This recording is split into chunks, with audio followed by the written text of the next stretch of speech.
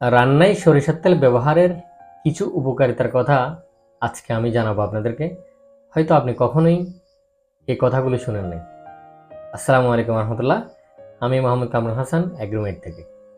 বিশ্ব স্বাস্থ্য সংস্থার এক গবেষণায় দেখা যায় বাংলাদেশে প্রায় 18% মতো মানুষের মৃত্যু হয় হৃদরোগের কারণে, হৃদরোগে আক্রান্ত হয়ে।